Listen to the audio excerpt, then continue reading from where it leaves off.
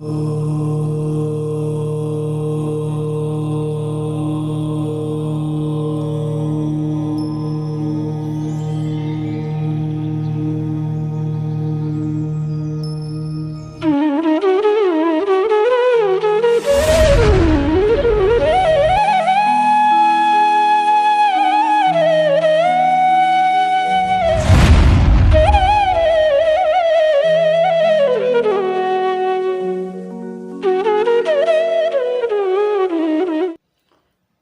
ह्रीं अरहं णमोजिनाणं।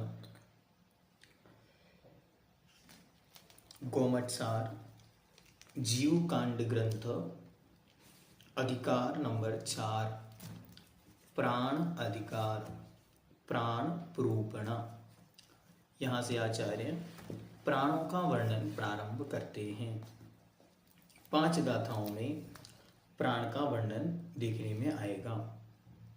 गाथा नंबर 129 129। अब प्राण प्रूपणा क्रम प्राप्त है। उसमें प्रथम प्राण का निरुक्ति पूर्ण लक्षण कहते हैं। सबसे पहले प्राण की निरुक्ति बतलाते हैं। बाहिर पाणिहि जहाँ तहिव अभ्यंतरेहि पाणिहि पाणन्ति जीहि जीवा पाणाते होन्ति निड्डिठा। बाहिर पाणिहि जहाँ तहिव अभ्यंतरेहि पाणिहि पाणन्ति जीहि जीवा पाणाते होन्ति निड्डिठा। कहते हैं बाहिर अर्थात बाहर, जैसे हम बाह्य अभ्यंतर रूप से 2 शब्द हैं, वही यहाँ पर प्रयोग में वाह मतलब बाहर।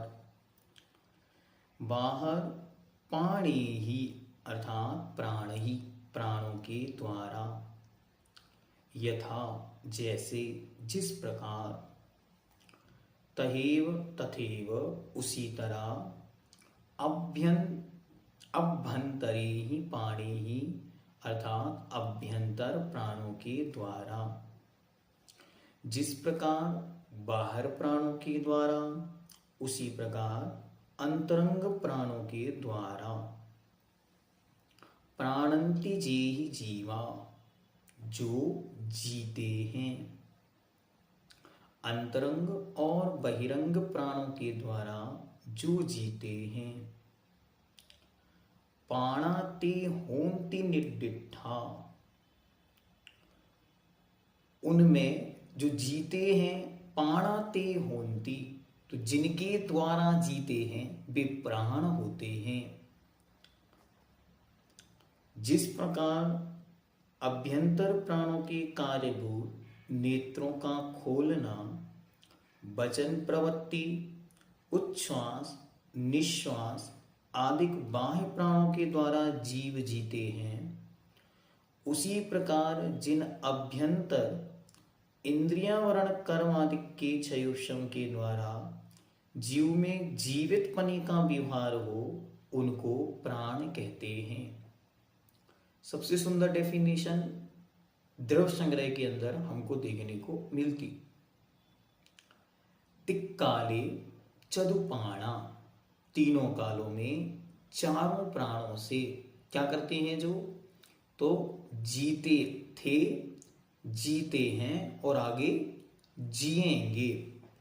उसी रूप में यहां पर हमको ये देखना है कि जिस प्रकार बाह्य में प्राणों की एक्शन श्वास आदि के माध्यम से हमें दिखाई दे रहे हैं, उसी तरह अभ्यंतर में मतलब अंतरंग में जो शक्ति, जो क्षयोक्षम, जो कर्म का प्रशंस जीव के जीने में साधनभूत है, कारणभूत है, उसे ही प्राण कहा जाता है, उसे ही प्राण कहते हैं। आप कहेंगे यदि ऐसा हो जाएगा तो फिर कर्म से रहित जीव कैसे जीता है? तो इसीलिए आचार्य ने एक अगली परिभाषा आपको दी थी और उसे कहा था चेदना जस। वे जो शुद्ध जीव हैं वे शुद्ध प्राणों से या भाव प्राणों से या चेतना प्राणों से जीते हैं।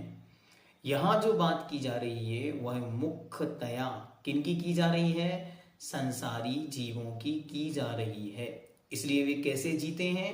वे उन क्षयोक्षम रूप कर्म ही जिनके प्राण हैं, आयु कर्म ही जिनका प्राण है, आयु से ही वे जीते हैं। वैसे ही आयु के अलावा अन्य भी जो 9 प्राण हैं उनके माध्यम से वह जीव जीता था, जीता है और आगे जब तक संसार में है तब तक जिएगा, मुक्त होने के पूर्व तक।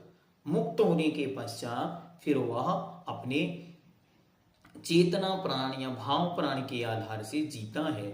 वहां कर्म का क्षयोपशम रूप प्राण उपस्थित नहीं है। ठीक है, तो जिनके सद्भाव में जीव में जीवित पने का वियोग होने पर मरण पने का व्यवहार होता हो उनको प्राण कहते हैं। प्राण मतलब समझ में आ गया? प्राण एक वह शक्ति जिसके होने पर वह जीता है ऐसा व्यवहार किया जाए और जिसके नहीं होने पर ये मर गया ऐसा व्यवहार किया जाए उसे प्राण कहते हैं। ये प्राण पूर्वोक्त पहले कही गई पर्याप्तियों के कार्य रूप हैं। हमेशा ये ध्यान रखना, पर्याप्तियां कारण हैं, प्राण उनके कार्य हैं। पर्याप्तियां साधन हैं, प्राण उनके साध्य हैं। पर्याप्तियां हेतु हैं और प्राण उनके कार्य हैं। क्योंकि जो पर्याप्तियां हैं वे तो शक्ति के रूप में, अंश के रूप में वहां प्रेजेंस हुई है। जीवन पर्यंत उनमें कार्य करने की जो योग्यता है वो प्राणों के माध्यम से होती है, वो प्राणों के माध्यम से प्रकट में देखने में आती है। अर्थात प्राण और पर्याप्ति में कार्य और कारण का अंतर है। पर्याप्ति कारण है और प्राण कार्य है। क्योंकि गृहीत अर्थात ग्रहण किए गए पुद्गल स्कंद विशेषों को इंद्रिय वचन आदि के रूप परिणमाने की शक्ति की पूर्णता को पर्याप्ति और वचन व्यापार आदि की कारणभूत योग्यता शक्ति को तथा वचन आदि के रूप प्रवृत्ति को प्राण कहते हैं। वहां जब भाषा पर्याप्ति हुई वहां वचन की शक्ति आई और जब वही वचन कार्य करने लगे बोलने रूप तो उसका नाम पड़ गया वचन बल या वचन प्राण। तो वहां भाषा थी, वही यहाँ पे प्राण बन गए और कोई प्राण है ही नहीं। देखो अच्छी तरह समझना, प्राण कहां से आए? पर्याप्तियों से। वहां इंद्रिय नाम की एक पर्याप्ति थी, यह इंद्रिय नाम के 5 प्राण हैं। वहां भाषा थी, वहां मन था और वहां जो इंद्रियों के पहले शरीर था वही यहाँ काय है। ध्यान से समझना। तो यहाँ प्राण हो गए कितने आपके? 10। वहां आण पाण था, वहां स्वच्छुक श्वास है, बस अंतर आया है आयु का। तो आयु क्या है? जो वहां आहार वर्गणा के रूप में ग्रहण की थी वही आयु यहाँ जानने योग्य है। ठीक हो गया? तो वहां 6 जो पर्याप्तियां थी वे ही यहाँ 10 प्राण के रूप में कार्य करती हैं। वे कारण थी, ये कार्य हैं। वहां क्या था? आहार, वही आहार में जो गृहीत वर्गणा थी वह थी आयु। ठीक, यद्यपि ये आयु से पूर्व भी थी, आहार वर्गणाएं नहीं होने के पूर्व भी आयु थी, लेकिन यहां उसे आयु के रूप में जानना। ठीक है। दूसरा वहां था क्या? शरीर, तो यहाँ पे है कायबल। फिर वहां पे क्या था? इंद्री, तो यहाँ पे है 5 इंद्रियां। फिर वहां पे क्या था? वहां पे था आण पाण मतलब स्वाक्षुक श्वास, तो यहाँ है स्वाक्षुक श्वास प्राण। वहां शक्ति रूप था, यहाँ अभिव्यक्ति रूप है। फिर वहां पे क्या था? वहां पे था वचन बल, यानी भाषा पर्याप्ति, तो यहाँ पे है वचन बल। और वहां पे था क्या? मन पर्याप्ति, और यहाँ पे है मन प्राण या मन बल। ठीक हुआ? तो ये पर्याप्तियां ही प्राण रूप कार्य करती हैं। इतना प्रैक्टिकल विषय है ये प्राण और पर्याप्ति का। इससे आपका दिमाग एकदम खुल जाता है, बाहर में कुछ नहीं हो रहा है। जो शक्तियां हमने पूर्व में ग्रहण करी हैं, अब जीवन पर्यंत उन्हीं शक्ति के आधार से जी रहे हैं, तो मरने का भय खत्म हो जाएगा। क्योंकि हम स्वयं ही अपनी आधारभूत योग्य वस्तुओं को ग्रहण करके जी रहे हैं, और उनका ही निरोध होने पर मरण को प्राप्त हो जाते। श्वासों से जी रहे हैं, श्वास बंद हो जाए तो मरण को प्राप्त हो जाएगा। आयु के बल पर जी रहे हैं, आयु समाप्त हो जाएगी तो मरण हो जाएगा। आयु के निषेक झड़ जाएंगे तो मरण हो जाएगा। तो ये प्राण और पर्याप्तियां वो हमारे शुरुआती थी, और ये हमारे पूरे जीवन पर्यंत काम करने वाली हैं। इस प्रकार इनको जानो। बहुत आनंद है सिद्धांत में, जितनी गहराई से समझेंगे उतना आनंद झलकेगा। जैनम जयतु शासनम।